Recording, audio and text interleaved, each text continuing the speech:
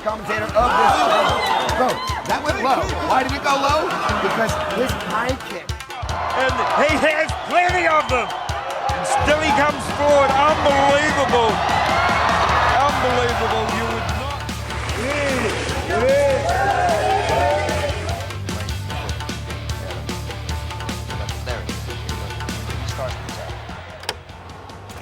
This fight proves that arrogance can have its consequences in the world of martial arts. A Shaolin student, brimming with confidence from the start, managed to humiliate a much older karate grandmaster. 本场执法文君成。虽然中国选手呢这个 MMA 发展比较晚，但是进步非常快。补肾壮阳，延时助勃，增强夫妻性生活。From the very beginning, the Shaolin dominated this heated duel. He started his punishment with spinning kicks, finishing it off with a series of knockout punches. 现在就加郭老师微信，40分钟。以及地面这个进步也非常的快。补肾壮阳，增强夫妻性生活。28天彻底告别。而且打得非常准。那么又。 Ever seen a giant karate grandmaster humiliated by a small Shaolin monk? This fight is the answer.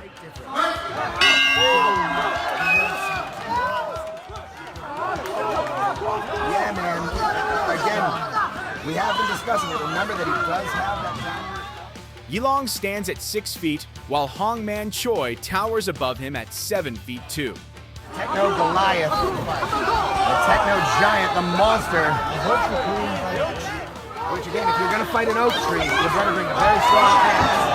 And the Shaolin leads the fight with impressive courage and strength. This tough fighter repeatedly evades powerful karate strikes and delivers sharp counterattacks. You know what I mean? He's got to use his range. He's got to run around the ring. Oh, actually laid rubber on the cheek. He laid white mask glove to face right there, and that, my friends, is what. However, the fight suddenly ends after the Grandmaster accidentally takes a kick to the groin. Since he cannot continue after the rest period, the Shaolin Monk is declared the winner. By KO and or 3 knockdown rule. Kevin Noon, John Nutt on the English commentator of this show. Bro, that went low. Why did it go low? Because his high kick only reaches the crotch. It wasn't low. That was super high. It was a head kick to someone else. It was a head kick to everybody in the world. But it happens to be low. In 2011, Yi Long faced Brad Riddell from City Kickboxing. This match became one of the most memorable moments in Long's career because of certain key moves.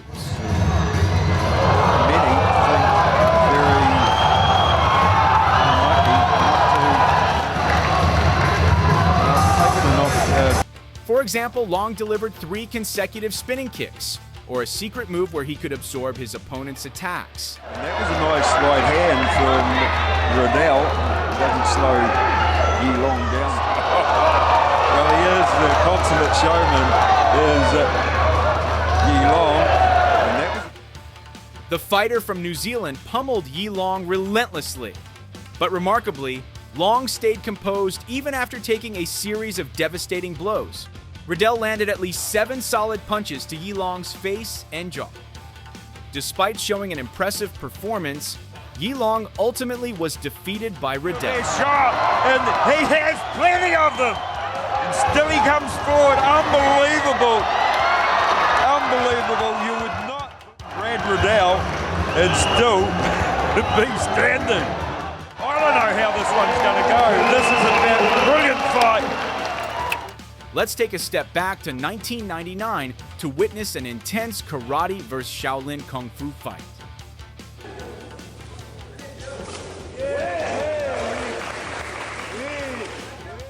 In this classic matchup, the Shaolin fighter clearly had the upper hand. Just seconds into the first round, he managed to take down the karateka with a powerful kick.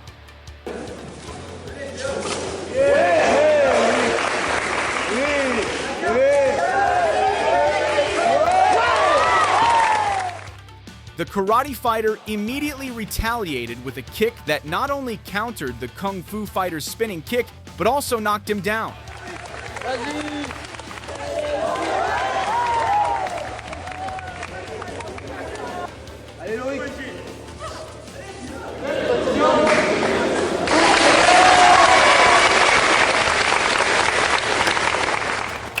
The fight between Tayari Cassell and John Davis took place at Madison Square Garden, witnessed by an impressive crowd of 19,567. This match also marked one of the most memorable moments in the Kung Fu versus Karate rivalry and became part of early MMA history. Without really hurting each other. But I think they lost that attitude, as we'll see later on in the round. I think they really get into some very hard contact. Almost instantly. There it is. Right there. That's a new dance called Help.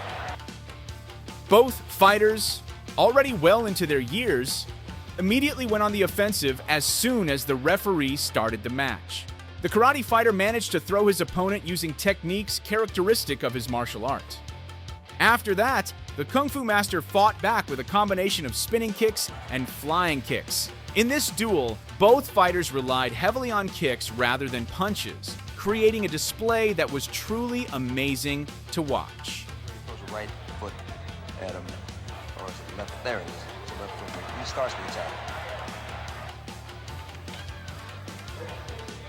That's a beautiful kick, put him right down.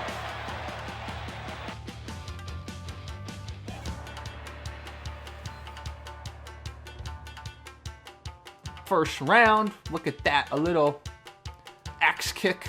I thought the axe kick was like a Taekwondo karate thing, but you know. In today's era, it's rare to see a fight showcasing such spectacular kicking techniques. This was controlled. One little miscalculation could have been a broken jaw, broken neck, anything. Absolutely. Easy. There, you can see right there. He really stepped on his face. If this were all out, but it would end in... It would have been overall. Yes. If it's been all-out contact. Despite being brutally contested, the duel ended in a draw, and both fighters embraced each other with wide smiles, leaving no room for grudges. Also, at least for this match, the champion of the day is karate over kung fu. At least for this match. The rivalry between Kung Fu and Karate hasn't just heated up in the Americas and Asia, it has also reached Africa. In the next fight, the karate practitioner is a green belt in the Shotokan style, while his opponent is a Jeet Kune Do practitioner who idolizes Bruce Lee. From his stance, the Kung Fu fighter clearly resembles Bruce Lee. He also delivers relatively fast high kicks, just like his idol.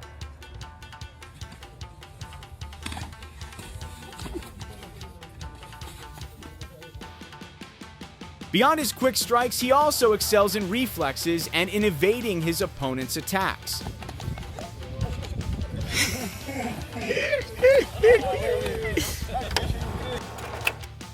With discipline, calmness, and honed reflexes, the student managed to turn the tables, showing that true strength doesn't come from rank or age, but from dedication and relentless training. 南方是来自日本的二郎。平中央二郎，好的，比赛开始了。现场的全民很开心高兴，哎，对，就这样打。The unpredictable fluidity of Shaolin Kung Fu versus the direct, explosive power of karate. Ultimately, the answer depends on the fighter. So, who do you think would come out on top in a real fight? 东东再打一拳，把他放倒，放倒就行了。对对，再来，重拳，好的，比赛结束了。